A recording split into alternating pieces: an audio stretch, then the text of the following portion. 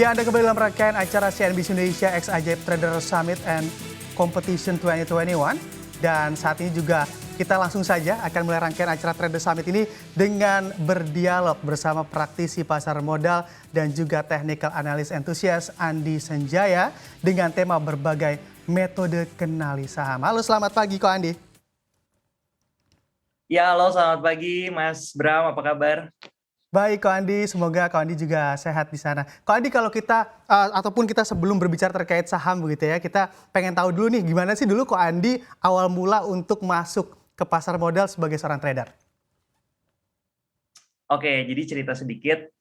Waktu itu tuh saya masuk ke pasar modal kurang lebih sekitar 4 tahun yang lalu dah, kalau nggak salah ya. Jadi pertama kali journey saya masuk ke dunia trading itu sebenarnya bukan langsung di pasar modal atau di pasar saham. Jadi pertamanya itu di currency trading terlebih dahulu gitu ya, di forex trading. Jadi di situ saya banyak sekali belajar tentang yang namanya technical analysis. Kemudian setelah saya melihat bahwa saya nggak puas nih kalau misalkan kita trading currency kan pair atau mata uangnya hanya terbatas ya. Saya melihat di mana ada pasar saham yang memiliki lebih dari 700 emiten.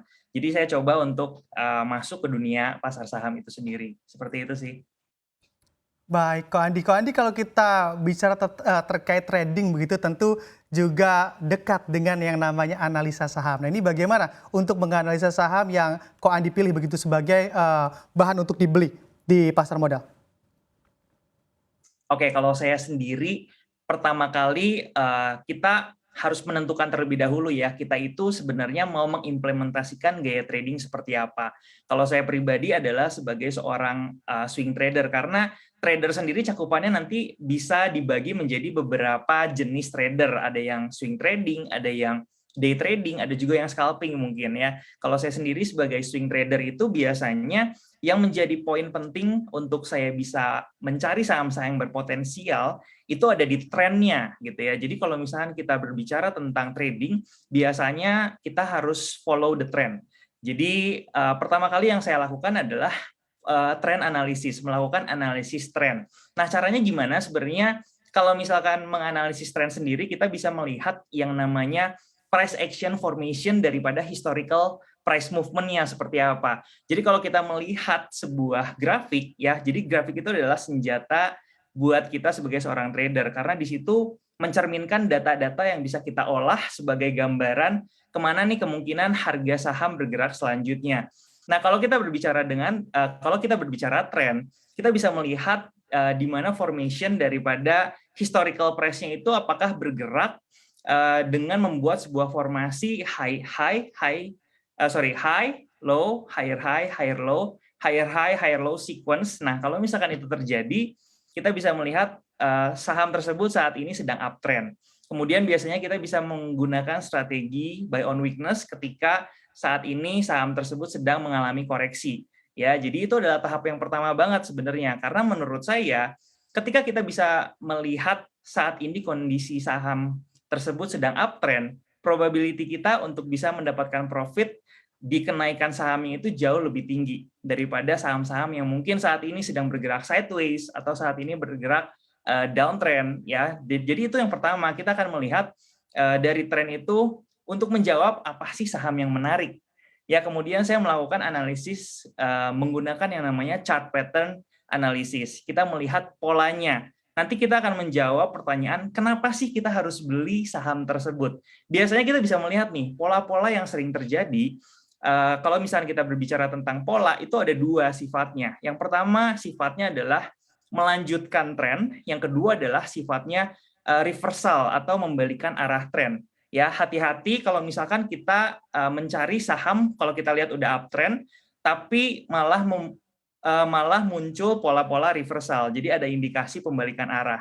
Kita akan mencari saham-saham yang lagi bergerak uptrend, kemudian melihat polanya itu sendiri sedang mendevelop sebuah continuation pattern atau pola melanjutkan harga. Kemudian nanti kita akan melihat dari sisi support resistance-nya. Kita mencari level-level penting daripada saham tersebut di mana aja. Kenapa? Karena kita untuk menjawab di mana sih level yang baik atau yang ideal untuk kita melakukan yang namanya entry, taking profit, kemudian nanti at the end of the day juga kalau misalkan analisis kita salah, di mana sih level stop loss yang ideal untuk kita bisa eksekusi seperti itu. Kemudian nanti lebih dalam lagi kita akan mencoba untuk melihat pola dari candlestick-nya. Kalau tadi kita melihat pola dari chart yang terjadi secara gambaran besar, kita akan melihat lebih kecilnya lagi. Saat ini kondisi market behavior-nya seperti apa? Optimis atau pesimis? Buyer mendominasi atau seller mendominasi? Kurang lebih seperti itu, menggunakan metode candlestick pattern. Di sini kita akan melihat kapan sih waktu yang tepat untuk kita bisa entry. Ya, yang terakhir dan yang juga lumayan populer, kita bisa melihat indikator itu sendiri. Jadi kalau indikator, nanti kita berbicara bagaimana kondisi saham tersebut. Apakah saat ini sudah overbought atau oversold, atau ada divergence nggak di saham ini sebagai komplementer daripada analisis kita yang tadi sebelumnya sudah kita lakukan. Seperti itu kurang lebih.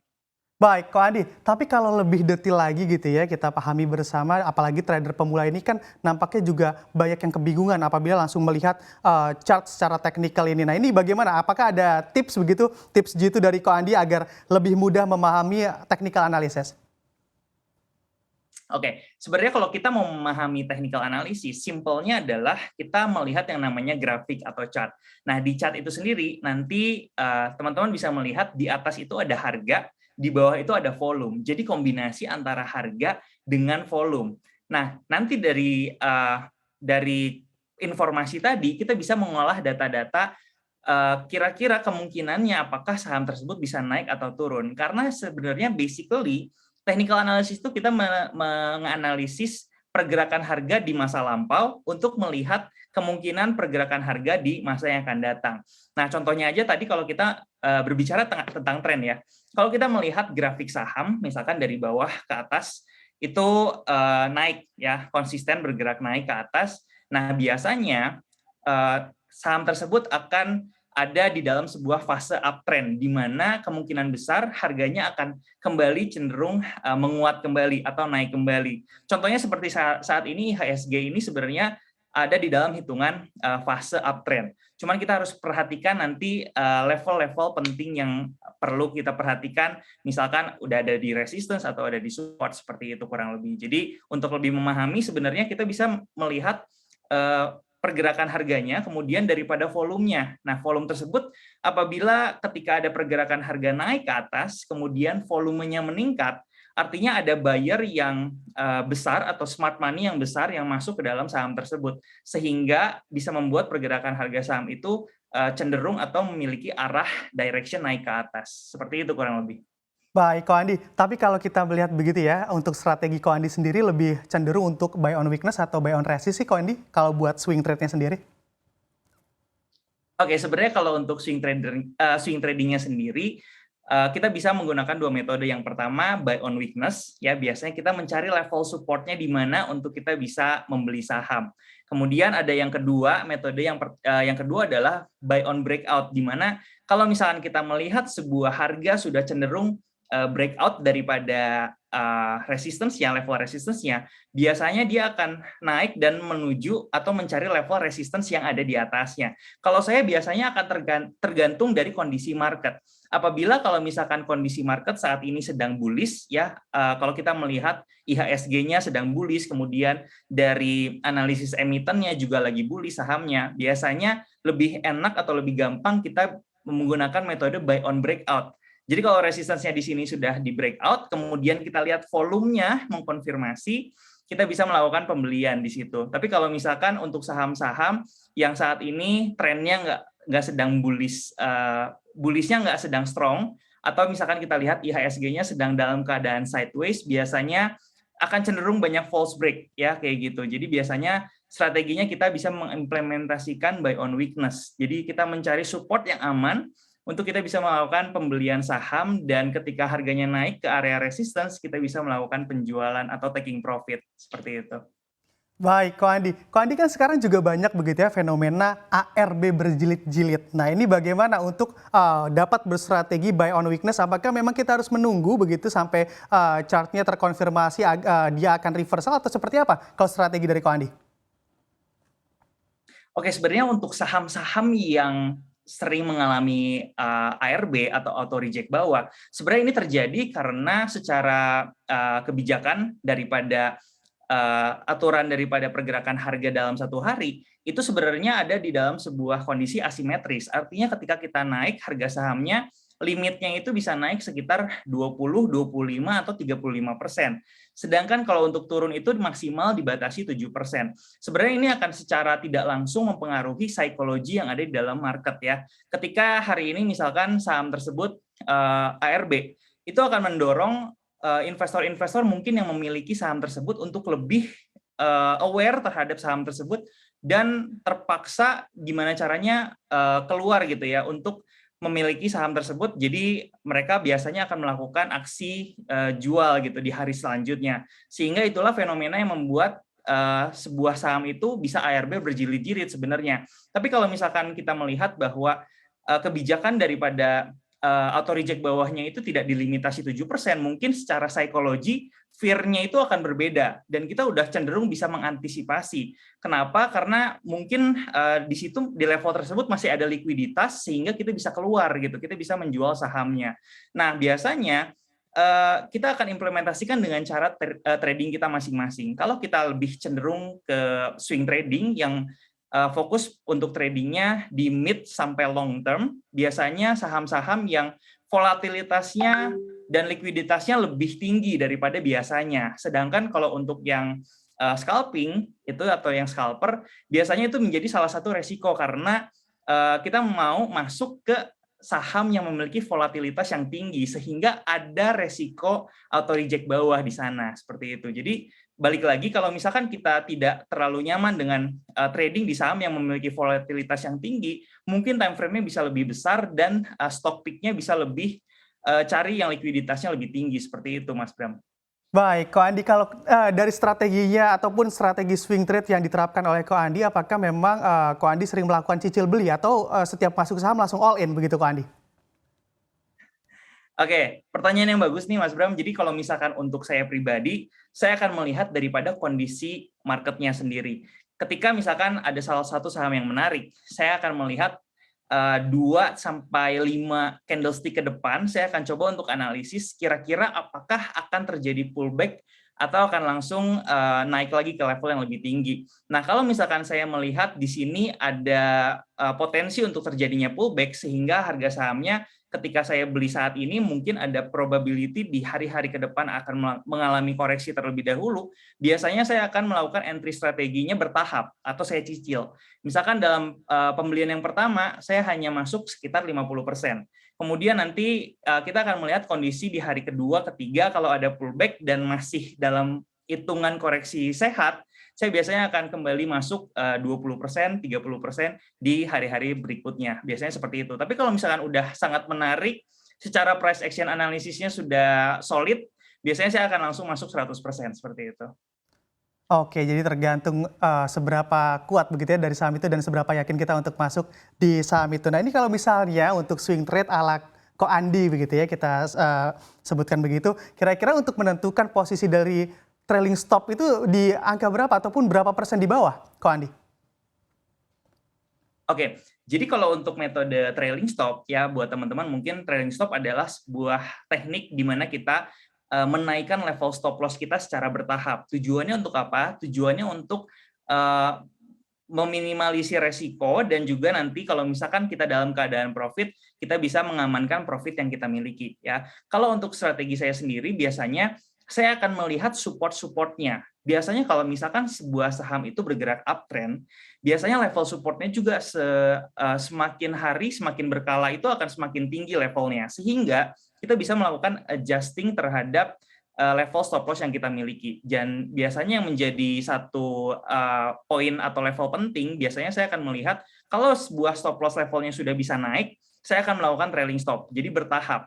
Tergantung daripada level support yang dibuat daripada market itu sendiri. Kalau misalkan level supportnya sudah naik, biasanya kita bisa melakukan trailing stop. Tapi kalau misalkan dalam kondisi market yang pergerakan harganya sangat strong, biasanya saya melakukan teknik trailing stop ini based on candlestick.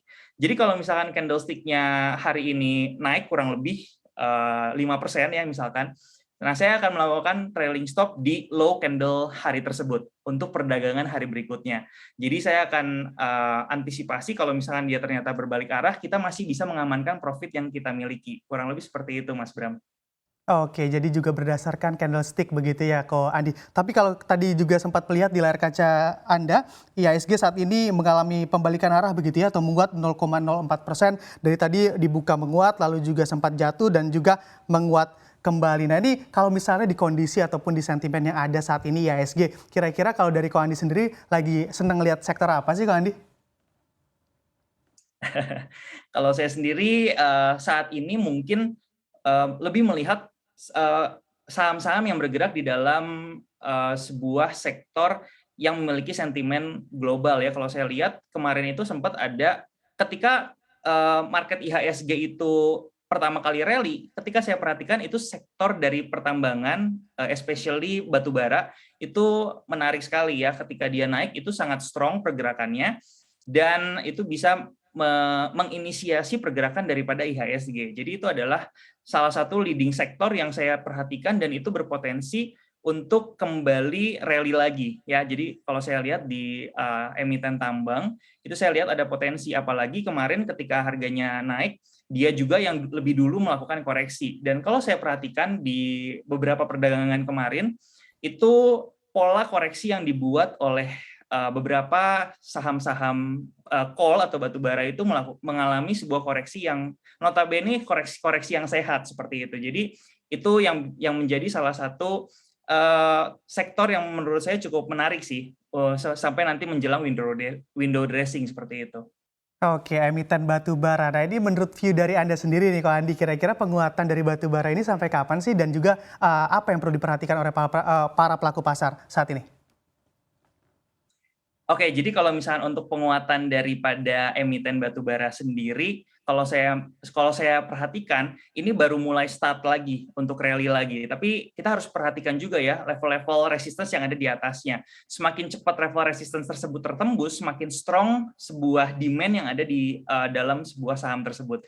Jadi kalau saya perhatikan ini emiten daripada batubara ini sendiri akan menjadi inisiator lagi menurut saya, seperti yang terjadi kalau saya tidak salah di bulan Oktober kemarin ya, ketika sahamnya udah masih di dalam kondisi sideways, notabene IHSG juga sideways, sektor batubara ini menjadi inisiator daripada breakout yang dialami oleh IHSG. Jadi kalau saya perhatikan dalam beberapa waktu ke belakang, ketika marketnya cenderung banyak sektor yang sedang mulai mengalami koreksi, ini akan menjadi hal yang positif untuk saham yang ada di sektor batubara sendiri untuk bisa kembali menjadi inisiator, istilahnya seperti itu.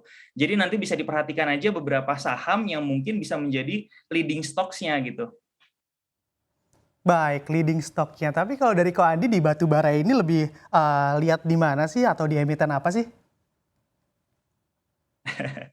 Oke, kalau saya sendiri kemarin ini saya sempat melakukan analisis terhadap beberapa saham yang ada di sektor batubara, dan yang menurut saya salah satu ciri-ciri leading stocks, karena kalau saya pribadi saya akan prefer untuk membeli sebuah saham yang menjadi leading stocks di sektor tersebut gitu ya. Jadi saya nggak akan membeli semua saham yang ada di sektor batubara, tapi saya akan memilih kurang lebih satu yang menjadi leading stocks-nya. Dan menurut saya leading stocks ini bisa dilihat dari trennya. Tren yang paling kuat kenaikannya dan juga koreksinya yang paling minimal. Dan kalau saya lihat kemarin ketika saya analisis itu ada di emiten Harum Energy kayak gitu. Jadi itu merupakan salah satu yang menurut saya saat ini juga berpeluang nantinya kalau misalkan ini bisa bagus rally-nya, bisa melakukan kenaikan untuk breakout resistance yang ada di atasnya, sehingga nanti bisa ada di level yang all time high seperti itu. Baik, di Harum Energy begitu ya, yang view dari Anda akan mengalami penguatan yang cukup baik. Dan kalau kita bergeser ke komoditas lainnya begitu di sektor energi, misalnya CPO dan juga minyak mentah, ini apakah memang kalau Anda lihat juga penguatannya akan mengekor di penguatan batu bara? Oke, kalau misalkan berdasarkan pergerakan harga yang ada di Oktober waktu itu, biasanya kemarin ini setelah emiten-emiten batu bara ini naik, disusul oleh CPO juga ya. CPO juga sempat menaik. Kalau saya coba untuk melihat kondisi daripada saham, sebentar, saya akan coba melihat saham dari sektor CPO untuk saat ini masih terkoreksi sih sebenarnya, dan masih mencari level support yang ideal untuk bisa mengumpulkan demand di area tersebut. Jadi untuk saat ini masih kita wait and see dulu. Kalau misalkan tiba-tiba ada flow atau smart money yang masuk di dalam sektor CPO ini, bisa menjadi pertimbangan untuk kita buy on weakness sebenarnya. Seperti itu. Baik, Ko Andi. Ko Andi, kita bergeser sedikit ke perbankan digital begitu ya. Kalau kita perhatikan penguatannya juga sangat signifikan begitu akhir-akhir ini. Dan ini bagaimana? Apakah memang saham-saham di bank-bank digital ini cukup bisa dikoleksi dalam jangka waktu menengah ataupun panjang, atau bagaimana view dari Anda? Oke, baik. Jadi kalau kita berbicara tentang gaya trading, sebenarnya gaya trading A dengan gaya trading B itu akan memiliki stock pick yang berbeda juga. Mungkin kalau misalkan untuk saat ini menjelang window dressing, perlu ada yang namanya alokasi aset di dalam portofolio kita untuk melihat mana sih saham-saham yang saat ini punya peluang untuk mendapatkan sentimen positif daripada window dressing tadi gitu ya. Dan kalau kita perhatikan kemarin ini ketika IHSG-nya sideways, saham-saham yang bergerak di dalam atau perusahaan atau emiten yang bergerak di dalam sebuah sektor bank digital itu menjadi salah satu yang menarik gitu ya untuk kita tradingkan. Tapi untuk saat ini itu banyak sekali saham atau pilihan yang jauh lebih luas seperti itu. Jadi bukan hanya bank digital aja yang saat ini mengalami tren yang naik atau bullish, tapi beberapa saham yang bergerak juga di beberapa saham yang mungkin tergolong dalam old economy juga memiliki sebuah pergerakan yang menarik. Jadi di sini seharusnya kita bisa memilih untuk mengalokasikan aset kita di saham-saham yang saat ini memiliki sentimen yang lebih tinggi ya daripada yang lainnya. Jadi kalau menurut saya memang saham-saham dari bank digital ini menarik, tapi untuk tipikal trading yang mungkin lebih fast trading aja, mungkin scalping atau day trading seperti itu. Tapi kalau untuk swing trading, saya pribadi melihat ada potensi banyak lainnya yang bisa kita miliki, sehingga kita kalau misalkan mau membeli saham bank digital pun perlu mengalokasikan aset secara baik dan benar seperti itu.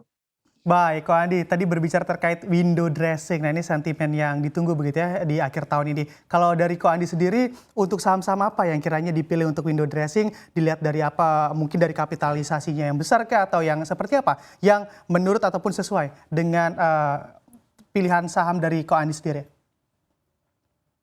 Baik, kalau misalkan saya pribadi, saya akan coba untuk mengimplementasikan sebuah metode analisis dari foreign flow-nya sendiri ya, karena kalau kita perhatikan dana asing ini sudah masuk cukup luar biasa besar, dan itu mengincar beberapa saham yang sebenarnya memiliki partisipasi asing yang cukup tinggi. Jadi saham-saham yang mungkin saya perhatikan akan mendapatkan sentimen positif daripada window dressing itu salah satunya saham-saham yang mendapatkan inflow money daripada asing yang cukup tinggi seperti itu. Biasanya kalau kita perhatikan saham-saham yang big caps seperti BBCA, kemudian juga ada BBRI, itu dua saham yang menurut saya cukup menarik kalau misalkan kita melihat secara foreign flow analysis. Kemudian ada juga Telkom ya, sebenarnya kalau saya perhatikan itu juga memiliki sebuah sentimen positif di mana foreign flow-nya juga positif untuk terus masuk di dalam emiten tersebut seperti itu. Oke, untuk potensinya hingga di awal tahun depan, emiten-emiten apa, Ko Andi? Oke, sampai di awal tahun depan ya, kalau saya perhatikan banking old economy itu juga merupakan salah satu yang menarik ya. Jadi kalau misalkan saya perhatikan dari sisi tren, technical, dan juga sentimen daripada window dressing, BBRI juga menjadi salah satu yang saya jagokan istilahnya ya. Kemudian Telkom, ASI juga lumayan kalau saya perhatikan.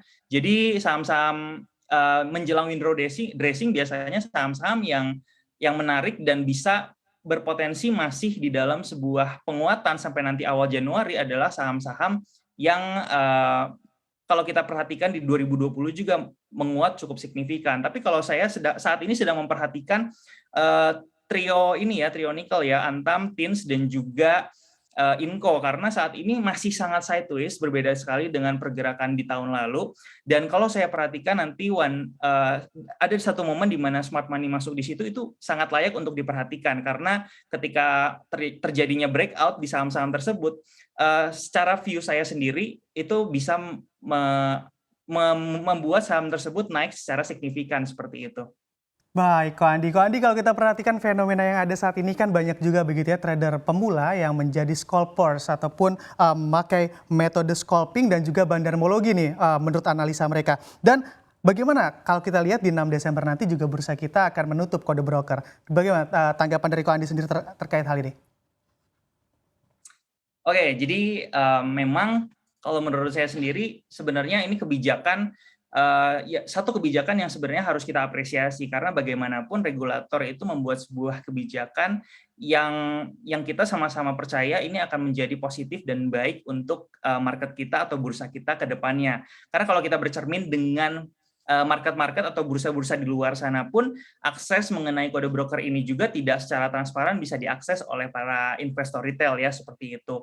Yang sebenarnya paling berdampak adalah scalper-scalper yang memang setiap harinya memperhatikan running trade dan juga memasukkan pertimbangan kode broker tadi atau mungkin flow analysis tadi ke dalam sebuah pertimbangan sistem tradingnya mereka.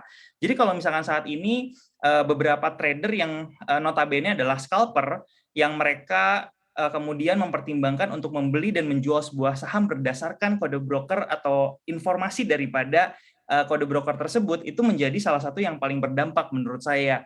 Dan solusinya adalah kita perlu melakukan yang namanya adaptasi. Karena menurut saya, balik lagi, kode broker itu sendiri sebenarnya basicnya adalah kita mau melihat akumulasi dan juga distribusi analisis seperti itu ya. Dan bandarmologi atau broker ini sendiri merupakan salah satu cara, karena kita melihat kode broker ini menggunakan sebuah technical analysis dari perspektif yang berbeda dari siapa yang melakukan akumulasi atau distribusi. Sedangkan kalau misalkan dalam technical analysis sendiri, kita bisa menganalisis volume itu sendiri atau volume analisis. Dan volume analisis ini sebenarnya juga bisa memberikan kita informasi terhadap akumulasi dan distribusi analisis di saham tersebut, kayak gitu. Jadi menurut saya kalau misalnya untuk scalper sendiri mungkin cukup berdampak, tapi kita bisa memiliki potensi lain dengan approach yang lain untuk melihat akumulasi dan distribusi. Tapi kalau misalnya notabene sebagai swing trader, yang dimana saya juga biasanya sering melihat kondisi daripada kode broker atau bandarmologi dari sebuah saham, biasanya kita tidak terlalu berdampak, karena nanti ketika penutupan market kita bisa mengakses data tersebut seperti itu. Jadi menurut saya tidak akan terlalu banyak berdampak. Mungkin untuk yang scalper bisa diadaptasi sistem tradingnya menggunakan approach yang lain seperti itu. Baik, untuk mengadaptasi approach yang lain begitu. Tapi kalau kita perhatikan begitu, Ko Andi, fenomena yang saat ini juga terjadi, banyak trader pemula ini yang FOMO. Nah, ini yang beli di pucuk dan akhirnya sahamnya juga harus ambruk. Nah, ini bagaimana tips dari Anda? Oke, jadi pertama, kenapa kita belajar sebuah keilmuan ya, atau kalau misalkan sebagai trader itu ada ilmu technical analysis. Kenapa kita mempelajari ilmu technical analysis? Karena data-data yang kita peroleh dan informasi yang kita peroleh itu bisa membuat kita aware gitu, apakah harga saham tersebut sudah ada di level overbought atau belum. Kalau misalkan sudah ada di level overbought, lebih baik kita wait and see terlebih dahulu, karena karena memiliki potensi marketnya akan mengalami yang namanya koreksi.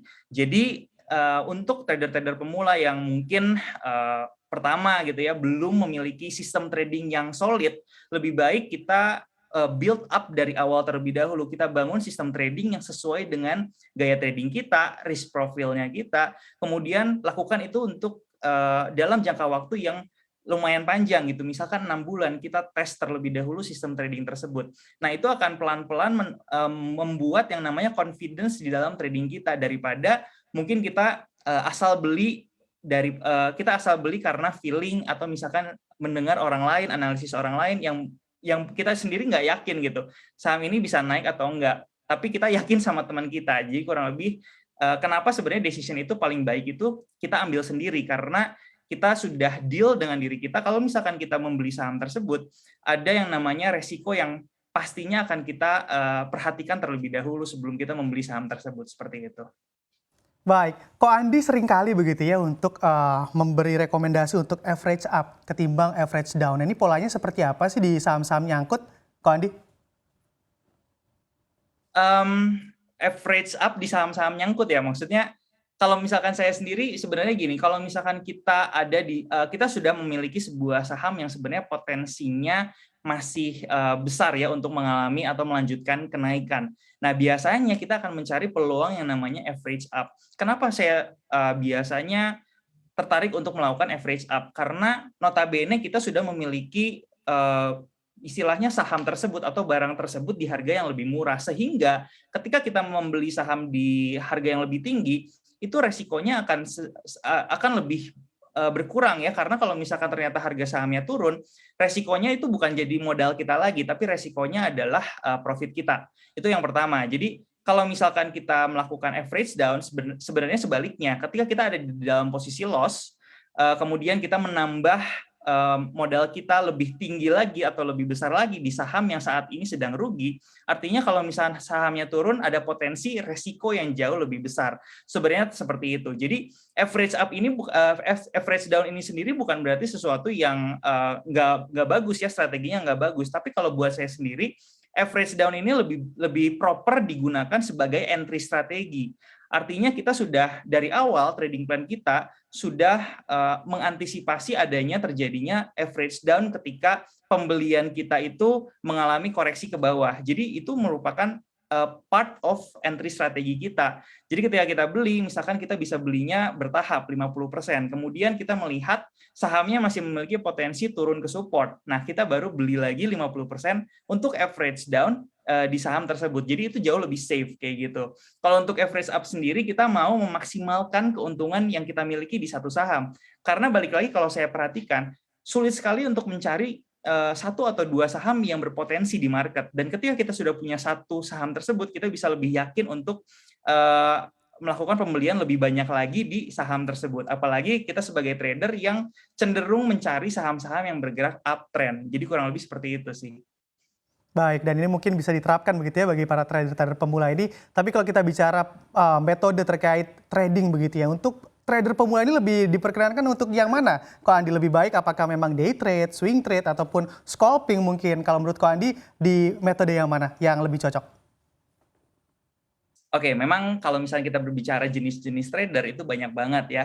Dan nanti juga secara risk profile-nya juga berbeda, secara tingkat resikonya juga akan berbeda. Menurut saya pribadi, yang paling konservatif adalah swing trading sampai ke positioning trading. Jadi memang kita melihat atau melakukan trading itu dalam time frame yang lebih panjang lagi. Biasanya kita ketika membeli saham bisa buat 3 hari, 3 minggu, atau 3 bulan kita baru jual, atau kita lakukan yang namanya switching portofolio kita kayak gitu. Nah, kalau misalkan kita memang masih baru belajar, masih pemula, ingat yang paling penting di dalam sebuah trading itu bukan mencari cuannya, tapi yang paling penting adalah bagaimana kita menjaga capital atau modal yang kita peroleh. Jadi kalau menurut saya, untuk pemula lebih baik untuk masuk dan belajar swing trading terlebih dahulu. Ketika kita sudah mengenal swing trading seperti apa di time frame yang jauh lebih besar, kalau kita mau sedikit agresif dan kita mau istilahnya serius untuk bisa trading di dalam waktu sehari-hari kita bisa kecilkan time frame yang menjadi day trading mungkin. Kemudian kalau sudah nyaman sebagai day trading, kita juga bisa mencoba untuk scalping gitu ya dengan frekuensi yang lebih tinggi lagi. Karena balik lagi, semakin kecil time frame-nya akan semakin tinggi resikonya dan akan berbalik ya, sebenarnya semakin tinggi return akan semakin tinggi juga resikonya. Jadi balik lagi kalau untuk pemula, saya sendiri merekomendasikan untuk swing trading terlebih dahulu seperti itu. Baik, Ko Andi. Ini mungkin pertanyaan terakhir juga buat Ko Andi. Kira-kira bagaimana sih tips dari Ko Andi untuk agar trader pemula ini juga bisa cuan konsisten? Mungkin dari money management-nya, dari teknik analisanya, dan juga dari macam-macam yang memang untuk menunjang trader pemula ini agar dapat cuan konsisten. Oke, mungkin saya mau sharing aja satu hal bahwa mindset dan visi kita sebagai seorang trader itu bukan trading untuk hari ini, bukan trading untuk 1 minggu, bukan trading untuk bulan ini aja atau tahun ini aja, tapi kita trading forever gitu ya. Jadi memang aktivitas trading itu bukan aktivitas yang cuman kita lakukan secara periodikal aja gitu, tapi bagaimana caranya aktivitas trading ini bisa implement dalam kehidupan kita untuk bisa menumbuhkan aset. Kurang lebih seperti itu, karena banyak sekali yang instan, pengen hari ini langsung dapat profit, pengen hari ini sukses gitu ya. Karena kesuksesan kamu hari ini belum tentu mencerminkan perjalanan trading kamu nanti dalam beberapa waktu ke depan.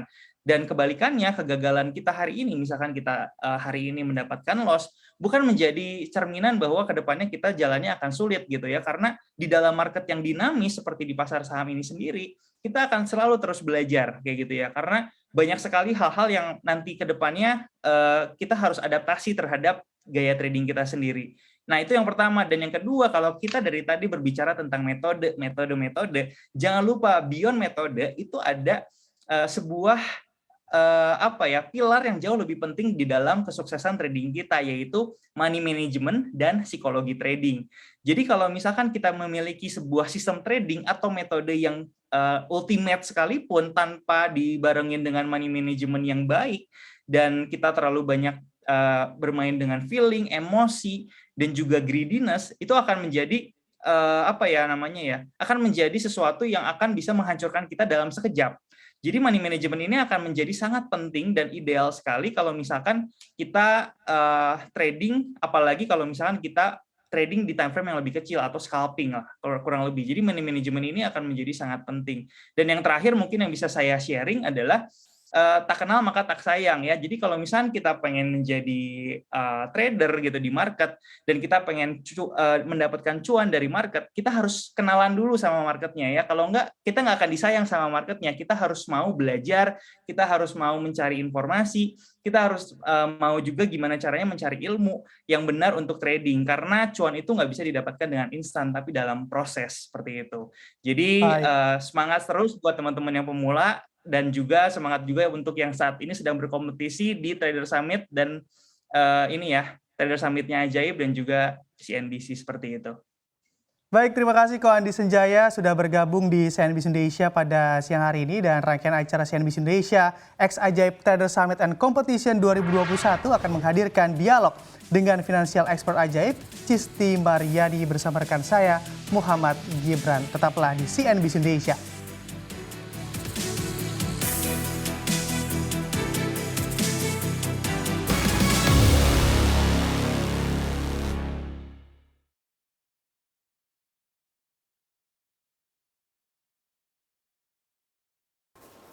Untuk informasi lebih lengkap dan juga berita terkait bisa klik link di deskripsi, dan juga jangan lupa untuk download aplikasi CNBC Indonesia di Play Store dan juga App Store. Dan yang paling penting, jangan lupa subscribe ya.